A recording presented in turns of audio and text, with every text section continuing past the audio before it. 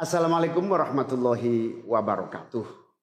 Saudara-saudara sekalian, baru saja kita mendengarkan putusan Mahkamah Konstitusi terkait hasil akhir Pilpres tahun 2024. Putusan ini sebetulnya tidak mengejutkan.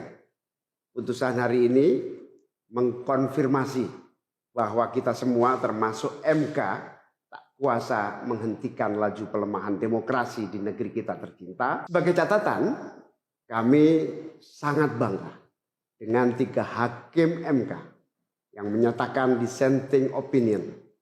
Yang saya muliakan Profesor Saldi Isra, Profesor Eni Nurbaningsih, Profesor Arif Hidayat.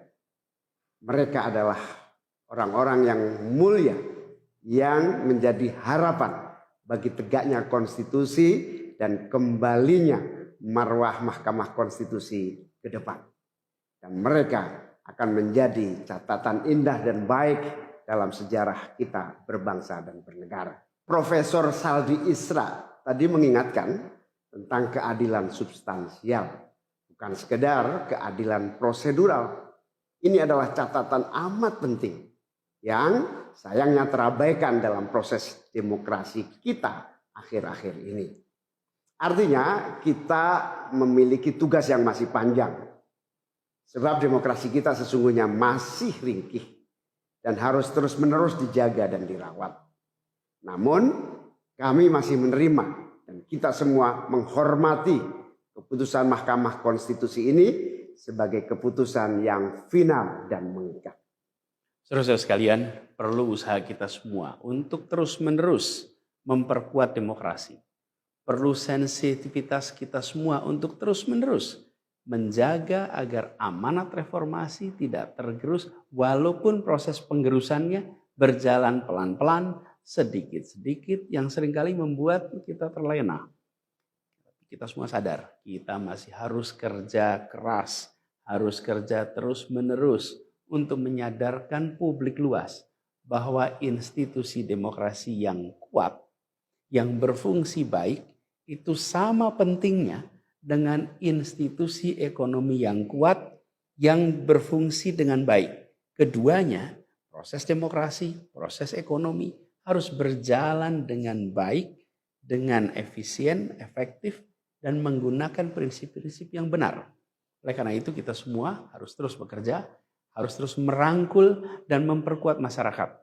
Agar dalam proses demokrasi masyarakat kita bisa kebal terhadap imbalan-imbalan iming-iming jangka pendek dan tahan terhadap ancaman-ancaman dan tidak ada lagi pihak-pihak yang melakukan itu pada masyarakat kita.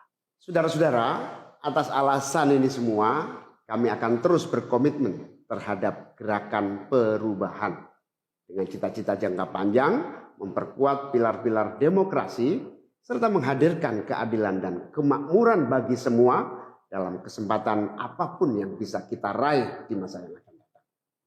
Cita-cita kita untuk membangun negara yang menjamin keleluasaan berbicara dan kebebasan mengkritik. Negara di mana warganya bebas memilih tanpa iming-iming imbalan sesaat dan tekanan maupun ancaman. Ini tidak akan berhenti. Kita harus terus berjuang bersama-sama. Namun saudara-saudara, kepada seluruh para pendukung yang telah menitipkan aspirasi perubahan kepada kami sebagai capres dan cawapres, kami harus sampaikan. Disinilah ujung perjuangan konstitusional kita dalam Pilpres kali ini. Keputusan MK hari ini menjadi penanda berakhirnya seluruh proses Pilpres 2024. Saudara sekalian, salah satu prinsip demokrasi yang baik adalah peaceful transition of power. Perpindahan kewenangan yang berjalan dengan damai dari presiden petahana yang segera akan berakhir masa jabatannya kepada presiden terpilih. Dengan segala catatan tentang problematiknya proses Pilpres 2024 kali ini, kami berkomitmen untuk menjaga prinsip peaceful transition of power itu. Dan kami memilih untuk menjadi bagian yang terus menjaga, terus membangun mutu demokrasi di Indonesia. Oleh karena itu, pada hari ini kami menyatakan bahwa bagi kami proses Pilpres 2024 telah terlewati seluruh fasenya. kami sampaikan kepada Pak Prabowo dan Pak Gibran, selamat menjalankan amanat konstitusi, selamat bekerja menunaikan harapan rakyat yang kini diembankan di atas pundak bapak-bapak berdua. Saya sempat berkali-kali ditanya pendapat pribadi tentang Pak Prabowo, dan saya jawab, beliau adalah seorang patriot. Hari ini saya terus mempercayai sebagai seorang patriot. Beliau adalah seorang yang telah mengalami pendidikan modern sejak usia belia dan berasal dari keluarga intelektual yang amat terpandang. Maka Pak Prabowo tentu paham bahwa dalam demokrasi yang baik, menerima keberadaan oposisi sebagai partner dalam bernegara, menjaga keseimbangan dan independensi 3 cabang kekuasaan, yaitu eksekutif, legislatif, yudikatif.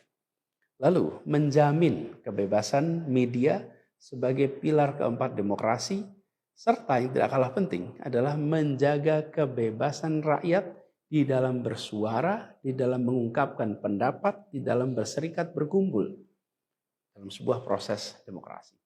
Dan sebagai seorang patriot terdidik, saya percaya Pak Prabowo akan mengembalikan dan akan menjaga nilai-nilai demokrasi ini di masa-masa Indonesia ke depan. Saudara-saudara sekalian, dalam kesempatan ini izinkan kami menyampaikan rasa terima kasih sedalam-dalamnya kepada seluruh pihak yang telah membersamai perjuangan kami. Partai pengusung, Partai Nasdem, PKS, PKB, teman-teman Timnas Amin, teman-teman tim hukum nasional, seluruh teman-teman relawan, para ulama, para tokoh-tokoh agama, para pakar dan rekan-rekan media. Semua yang telah ikut berjuang bersama-sama mendukung perubahan. Mengorbankan banyak tenaga, pikiran dan harta demi memperjuangkan aspirasi perubahan. Saya ucapkan terima kasih. Juga pada anak-anak muda yang pada Pilpres kali ini memberi warna baru, membawa pesan optimisme, pesan kreativitas, pesan inovasi, pesan kebaruan. Terima kasih telah menjadikan Pilpres kali ini Pilpres yang menyenangkan, mencerahkan. Yang tidak kalah penting adalah mencerdaskan. Kampanye yang membuat kita mendapatkan perspektif baru tentang apa arah Indonesia ke depan. Dan itu kami berpesan kepada semua, melihat proses yang terjadi. Proses politik sering nampak kotor dan berujung pada kecewaan. Tapi jangan sampai itu semua membuat kita berputus asa pada proses politik. Begitu banyak cita-cita besar yang dapat diperjuangkan melalui jalan politik. Bila saat ini kondisinya masih begitu mengecewakan, justru ini adalah tanda, ini adalah pengingat bahwa perlu semakin banyak dari kita semua yang mau berjuang di jalan politik. Ini adalah panggilan.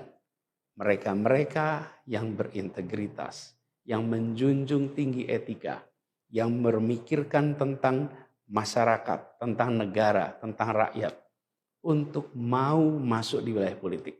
Bawa kompetensinya, bawa integritasnya, dorong, jangan menyerah, dan jangan putus asa. Jalan perjuangan masih terbentang panjang. Sepanjang usia Republik ini masih terbentang jalan pengabdian untuk melakukan perubahan bagi keadilan, bagi kesejahteraan, bagi kemakmuran kita semua. Dan itu dibutuhkan kemauan untuk mau terlibat di dalam proses politik. Jangan putus asa, mari kita jalan terus untuk perjuangan ini. Teman-teman semua, marilah kita lanjutkan perjuangan. Mengubah yang memang perlu diubah. Melanjutkan perjuangan untuk memperbaiki apa yang memang perlu diperbaiki. Dalam berbagai kesempatan dan ruang yang tersedia di masa yang akan datang. Insya Allah, saya dan Mas Anies akan terus membersamai teman-teman semua di dalam memperjuangkan kebaikan dan perbaikan menuju Indonesia yang adil dan makmur untuk semua. Tetap semangat, jaga stamina, perjuangan masih panjang. Izinkan kami menyampaikan terima kasih. Terima kasih kepada semua. Semoga Allah SWT merahmati negara Republik Indonesia dan melindungi kita semua. Assalamualaikum warahmatullahi wabarakatuh.